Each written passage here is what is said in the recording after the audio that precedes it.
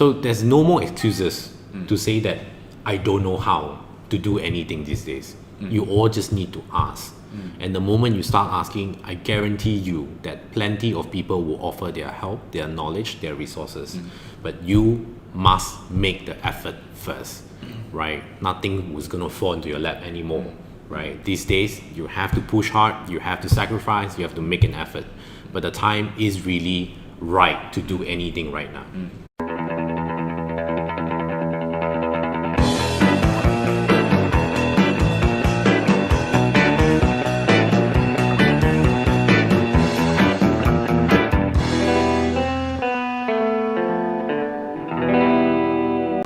Hello and welcome to another episode of Startups.zone Talk. Today, an amazing guest, Cheah, the CEO of GoCar. Thank you very much for coming. Oh, thank you for having me. Thanks. I know you're quite busy. I see you all over the country, even all over the region. Yes. So thanks a lot for making the time. Yeah, part and parcel of the business. That's great. Thanks so much. We start first with your introduction and let us know a little bit where you're from, where you went to school, what kind of student you were, and how. I'm a very bad student. So very I don't want to talk about it. Yeah. So I'm basically Malaysian, right? Born and raised here. So I started off my school in Bangsa, right, which is many numbers of years ago. And in the case of student, well, I'm an adequate student, right, and good enough with grades.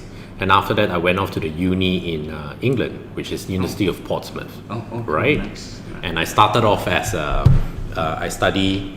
What did I study? Sorry, see, I can't remember right. It's not that long ago, Yeah, right? no, it is very long. It's about 20 plus years ago. Yes, okay. Yeah, so it's computer science, I think, if I'm not wrong, something to do with computers. Then I came back to Malaysia, and what I did was that I thought I had an interest in computers and servers and networks. At that time, networks is just all cables. There's no such thing as Wi-Fi, right? And so I studied for it again, which I took up all the Microsoft network certificates. I did Cisco network certificates. The mandatory certificates. Yeah, right? all the mandatory certificates for networks. Network. Yeah, went into that business. I got a job somewhere with one of the big company that does all these networks and so on and so forth. Barely working 2 years there, it was really boring because for the sake that when you're dealing with servers, it's a very lonely job. Yeah. Have you all been to server rooms? I'm sure you all been to server rooms, right? I was in the same area. Yeah, you're in the same area? Yes. Yeah. So you go sit in the cold room all by yourself. Yeah, so then I gave up that job and came up and do my own business. Okay. Yeah, so I ran that for a couple of years. It did very well, and then we sort of became sort of complacent.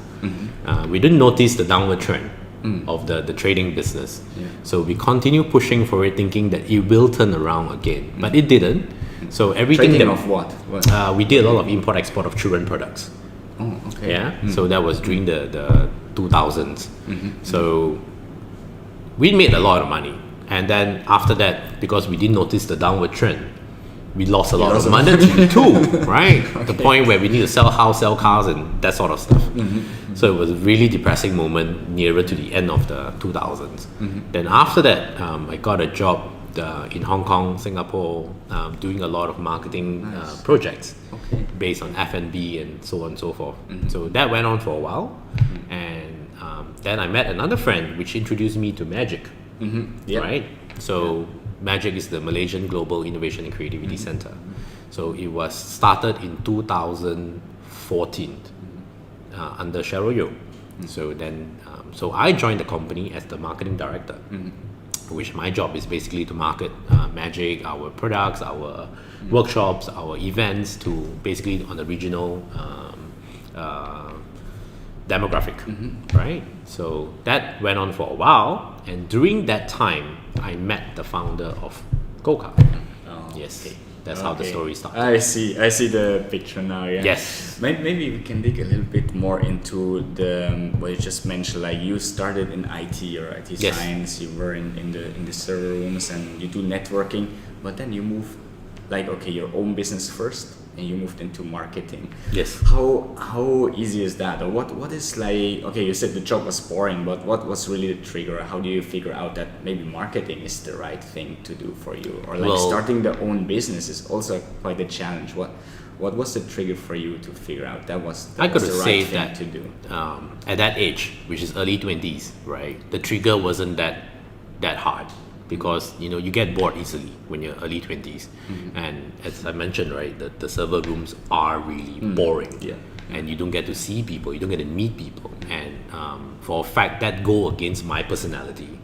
I actually love to engage people and I love to communicate, right? But in the servers you only talk to hardwares. So then I came out and I was offered an opportunity to basically either join another IT company as one of their engineers, or invest in another company that does the trading and all this kind of stuff, right? So of course I choose the trading part because I'm actually very good at marketing products, right? But you didn't study for it, that's the thing, right? It's not in my degree, it's not in any part of my certs. It's just that you have a knack for it, and you start growing that knack so it become a skill set, correct? So then what happened was that after the business failed, I came out, and you're going to make a lot of hard decisions. You have to ask yourself, look, am I fit to go back to the workforce, or do I run another business? But confidence level is like crap, because you just lost so much money. Because you just killed your own business. Right? You just kill your own business. And luckily for me, I have people who appreciate my ability to market products, which then he invited me, why not you come to my company, help me to rebuild my marketing team for all my businesses. So that gave me back confidence. Nice. And obviously that's what you did well or great. And then Magic discovered you, right? Yes. Join us. So that's what happened. Okay, let's move into GoCar, and you just mentioned it. Like while working at Magic, you met the founder of GoCar, and so how did that work? How did that journey really work or kick off for you and for GoCar at that time? Well, that was in 2000 what? That was 2015. Yes, around there. The timeline is a bit off because I can't remember all the months already now. So I met TJ, which is the founder of GoCar, and that time we became friends. Right? And he told me he wanted to come back here to build a business because he see there's a gap in the transportation system. Because at the time, 2014, the public transportation in KL is already building up, which means that, but there's still a lot of verticals which is missing. And one of the verticals is basically car sharing, right? How do you reduce cars on the road? Yes, you can use ride hailing, you can use public transportation, but there must be another need that you need to fulfill. And at that time, the only thing available or very close to car sharing is basically car rental, which is a big and there's a lot of process involved to get a car, right? Whereas in Australia, there's already a company doing car sharing, which he found very useful to the community, to the society there. So he decided to bring that similar platform back here.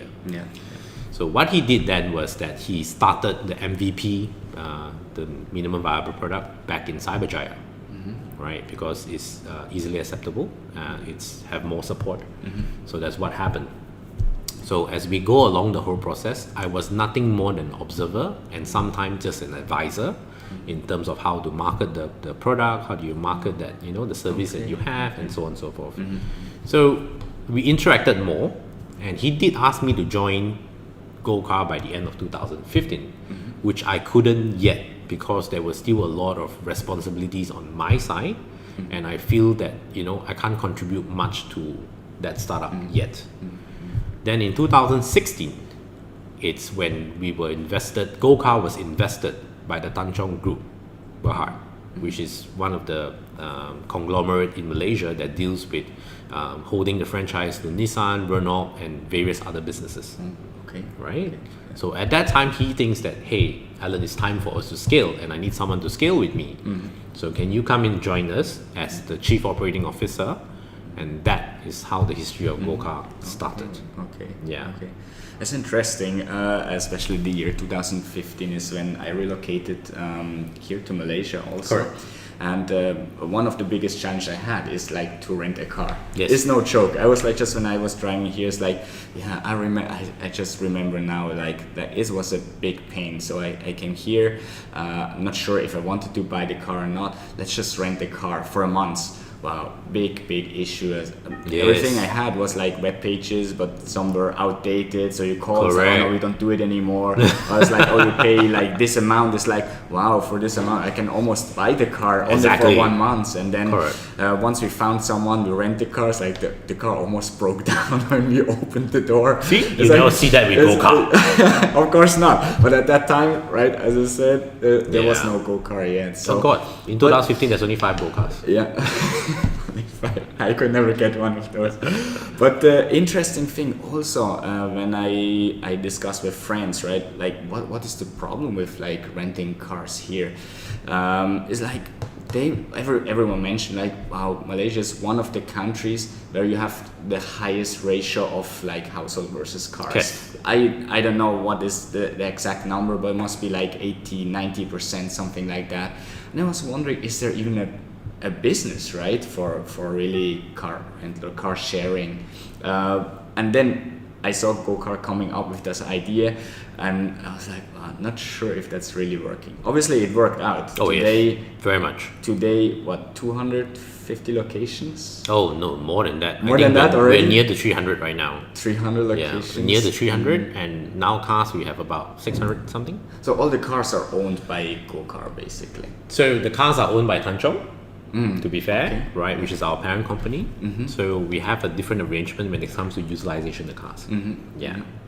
But it's still it's owned by our group. It's owned by our group. No, just to make it clear, right? It's not a car sharing in sense of like my personal car. No, it's not a peer-to-peer. It's not a peer-to-peer. What was the decision against peer-to-peer platform?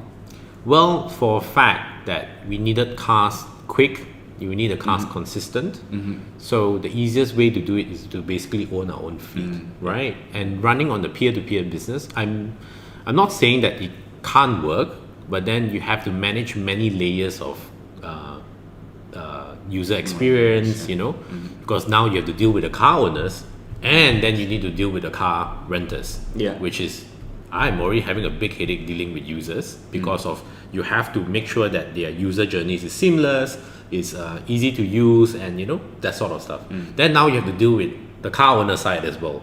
So I think it's easier that I become the car owner.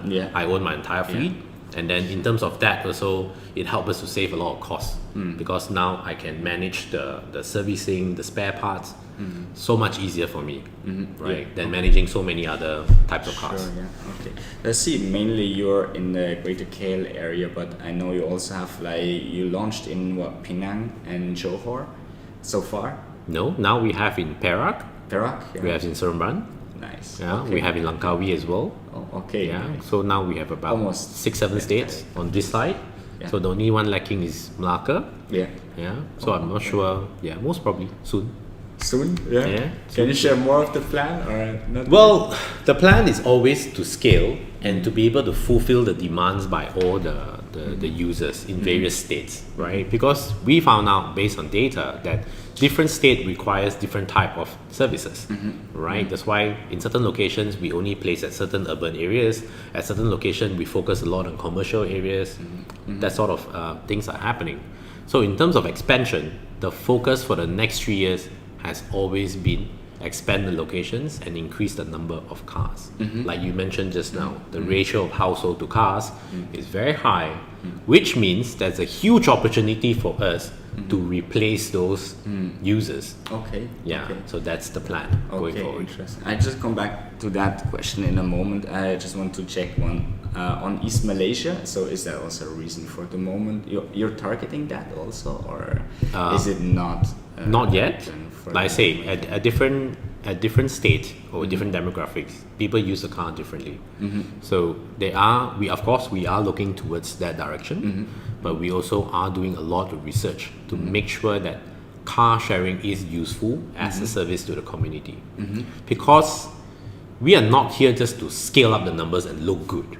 We must make sure every time we build a new location or build a new product, We are here to provide a valuable service. And we must make sure that all the cars that we put in are utilized highly, right? What's the point of growing the big number of cars, 10,000 locations, but no one's using it? Because you're not providing a service, right? It's just to make your company look good. So for us, we are looking to basically to make sure that the moment we go in, we are there to provide a good service or a good value to the society. Yes. Okay, makes sense. Yeah. So talking about the demographics you just mentioned, now I'm wondering really like then who is using really the cars? You always have a lot of data on who is renting the cars, how long they are renting, who are the people really renting the cars? Well, as I mentioned, different states, different requirements, but the majority of the demographics actually come from Klang Valley right now. So that's why we are looking into a lot of commuters, people who doesn't own cars, people between the age of 24 to 40 something. Right? Oh, okay. Yeah, it's a wide range. Yeah, right? it's a wide range, right? Yeah. But for the fact that some of the data come from other states as well, right? So in Klang Valley, we will get most of the data coming back. Yes, they're between 24 to 45. It is getting younger because recently we just opened up our age limit. Last time we stopped it at 21. So now we drop it to 19. Oh, okay. Right? Which means that that user base from that age group is increasing. So I think the next 3 months, if you ask me the same question again, the demographics will change a bit to the younger age. Yeah. Yes, correct. Because that's also like where they cannot maybe afford to buy a car yet, right? Yeah. And we keep encouraging the parents, stop buying the second car, right? Yeah. Get them to use a proper alternative transportation. Exactly like my team, right? Joelle does that, right? She manages her time, she knows when to get on the train, come out the train, she knows when to take Grab, she knows when to take GoCar. So she planned it very well. Okay, nice. Yeah, nice. And you said like a lot of commuting is also like a lot of weekends. Like if I want to take the car, go to Genting or go to Penang. Correct. And during the weekends, right? If you turn on the GoCar app, so we have two colors. One is green and one is gray. Green means the car is available. Gray means the car is not available. So if you turn it on during the weekends, you'll practically see all gray, right? We have customers complaining to us. It's time for you to put more cars in, which is a problem I love so much, right? And yes, so we are putting in more cars, but it comes to a point of time that certain locations we can't pump the car fast enough, right? Because it keeps being taken out, and if the same users became friends, and then you call up and say, "Hey, Alan, I thought I asked you to put more cars there." I say, "I did." It's just that you don't get to use it. Nice. That's good, yeah. I mean, it's a good problem to have. Yeah, right? Very good problem to have. I love it so much. Do you have a lot of foreigners or tourists using the service also? Yes. Is that like a segment you're looking we do. But that's not a big segment because you want daily usage, right? And tourists comes and goes following a certain period of time. Some are high peak season, some are low peak season. So the majority of our users are actually local Malaysians, or at least people who works here and stays here, correct? Yeah. As for the tourists, they do encompass a certain percentage of our user base, but they are not frequent users because like I say, they come and they go, correct? So that's why we have a lot of cars in the main transportation hubs, which is the airports, the train stations, and the LRT stations. This would effectively capture all the tourists that's coming into Malaysia, and then they just pick up the cars at the airport and do all their I don't know, touristy things, and then they just park the car back in the airport and they just go off. Correct. Yeah. Yes. Correct. Okay. I know you have given a lot of interviews over the last time, and of course the typical question always pop up, like how it differentiates the car sharing to the ride-hailing service that we have. So I'm not going to ask you that. No Excellent. But of course I'm wondering, like there are more companies doing the car sharing or the renting, right? And even recently I saw one of the popular ride-hailing, they are offering now cars for rental. But how do you differentiate, or how you make sure like you stay ahead of those companies? What differentiates GoCar really? I think the service that you mentioned by the ride-hailing is renting the car with a driver. You still get a driver, so you're not renting the car. Oh, it's not the car only. Yeah, so that puts it away. So we've seen that before. And as for how we stay ahead of any competition. So one of the best thing is every time people ask me about competition, I don't really view it as a competition because the market segment is so big. We need a lot more resources to basically bring the awareness into Malaysia. The awareness of alternative transportation, the awareness of how do you maximize your resources when it comes to transportation, right?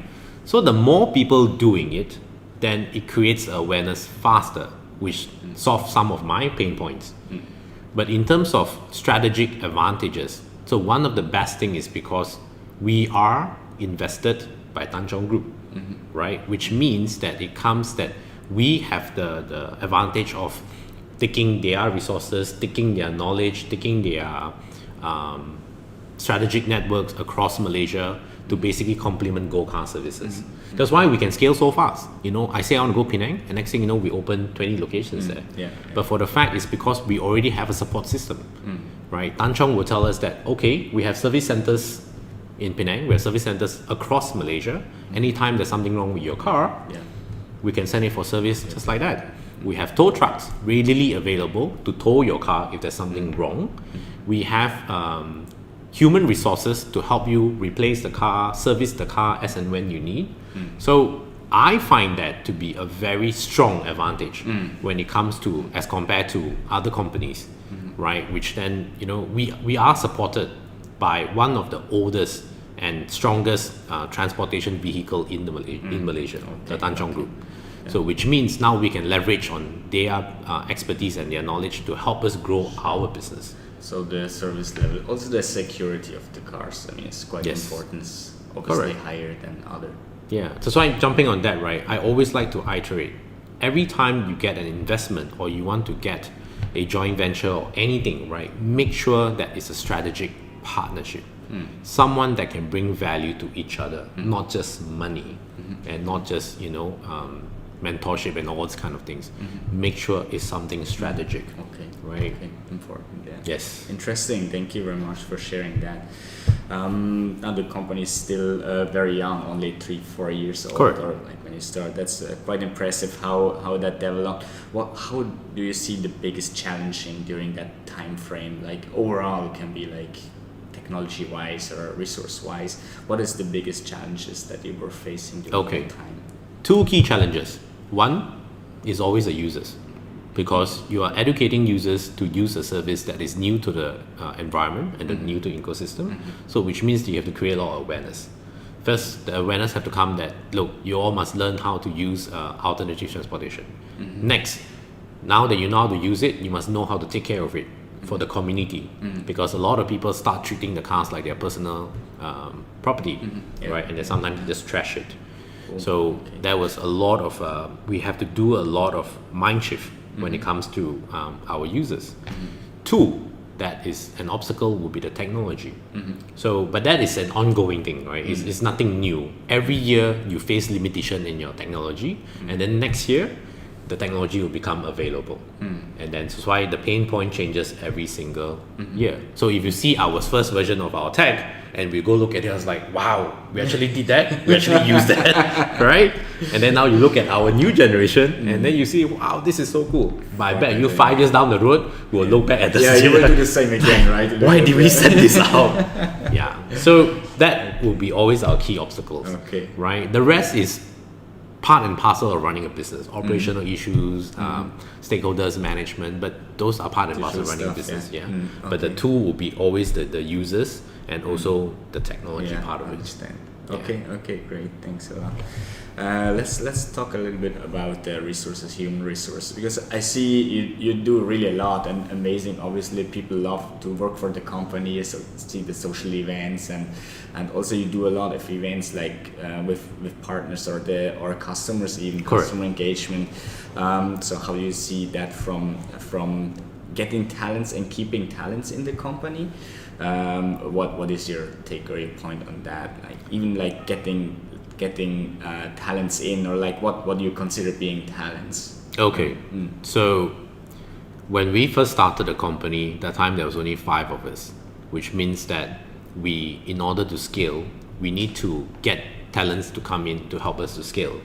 And it has to be talents that understand the pain point of growing a business, right? And it's just not a fun startup and come in, sit the beanbag, chill and drink coffee, right? So there must be an element of for that person to sacrifice her or his time or effort to grow something big. So this is one of the first few things that we did every time. So what I did when I first came in the company is that I reset the culture. I reset the culture in a way that I want everything to be transparent, I want everything to have clarity, and I want to keep things simple. And that's the value going forward. And we, of course, by now we have expanded all these values, but that was the three key values that we adopt when we first hiring for GoCar. So every time when we hire someone new, we always ask questions that determine that person's personality, right? We hardly hire just because of the degrees, which uni you come from, and so on and so forth. We always ask questions that determine your personality and your attitude when it comes to working. And from there, we always tell you, look, I'm more than happy to hire you as long as I can determine that your attitude and your personality fits into the GoCar culture. Okay. Everything else, it can be trained, right? Whether marketing, BD, admin, that sort of stuff. The only 4 things that I think that cannot be trained are basically, specific specialties, which is legal, accounts, science, and engineering, medical. You need to have a certain degree. Where you have to have a certain experience knowledge already, to do those things, right? But apart from that, we are more than happy to hire, especially when we find that you have the right attitude. Because all we want to know is that are you willing to sacrifice your time and effort to help us grow the company to certain level, right? And a lot of people don't have that kind of, because you see, when we interview, I actually have people come to me, yes, Alan, I can do a lot more, I can work more. But the problem is that we only have 24 hours a day, right? It doesn't matter how much more you want to do. It's just that, what can you sacrifice to give out their time or your effort to help us build the business, right? So that's always been imprinted in our team. So until now that we have, how many years already? We are 3 years down the road. Our turnover rate is very low, right? Joelle is one of those that joined us early days, and she just told me that this is the longest thing that she's committed to. Which is great, right? It's a good sign. I mean, people want to stay with the company, obviously, a really good sign. And, yes. So after we've done all that, the culture building and everything, but it's just not building a culture. Then you start using the team culture to basically create relationship and partnerships with your partners, with your users, with the society. So we want to spread this culture out so that people understand the value that we bring to all the communities and the ecosystem. That's why we run so many events, and our events are not big, right? Our events is basically touch base with all our community to understand what's your pain point. Have we done anything right? Can we do something more for you? Things like that. Okay, great. I see we're running out of time. I have a lot more questions. I need to check which one is the most important question I should ask. We can do part 2. Maybe we should do a part 2. Maybe more on the technology part next time. Okay. So let me focus on this question. What's next for GoCar? What's the next big thing we can expect from the company? Okay. That you can share with us already. Can, not a problem. So GoCar is always very simple. GoCar is always looking on how to create better values for our users. That's it. In terms of tech, yes, we're doing a lot more things. In terms of products, we're creating more verticals. In terms of the reward points, better usage of product, whether we can subscribe a car for by months, by 3 months, that sort of things. But these are just products, right? So what we are focusing on is to how to make the user journey even more seamless than it is right now. And how can we lower the barrier of entry so more people can understand how car sharing can contribute to the entire transportation ecosystem. So what we are doing right now, because we have the volume and we have the scale, is that we're looking to drop our prices even more, right? And I think that is a very important part of how we're going to expand the business. We need to lower the barrier of entry for all our community. And that's what we're going to do, focusing on the next few months and a few years. Amazing. Okay, excited to see that. I know. And of course, wish you all the best. I know you will succeed because, you succeed with a lot already, so that's amazing. Thank you. And maybe one last question that we have. You shared before that you made the change from corporate to your startup, and then, you even you change like your designation, right? But what's your message to the young entrepreneurs today? Those come out of university and want to launch a new business. Well, for the young ones that just came out, or anyone? Well, you can open it to anyone. Of course, you can open it. So what I always tell everyone when I'm doing mentoring or when I'm doing sharing, right, is I always say that right now the time is right to do anything, right? We have the right kind of resources, we have the right kind of knowledge transfer. As in all this, you see, you guys are transferring knowledge, right? We have the right kind of technology to get things started. So there's no more excuses to say that I don't know how to do anything these days. You all just need to ask. And the moment you start asking, I guarantee you that plenty of people will offer their help, their knowledge, their resources. But you must make the effort first, right? Nothing was going to fall into your lap anymore, right? These days, you have to push hard, you have to sacrifice, you have to make an effort. But the time is really right to do anything right now.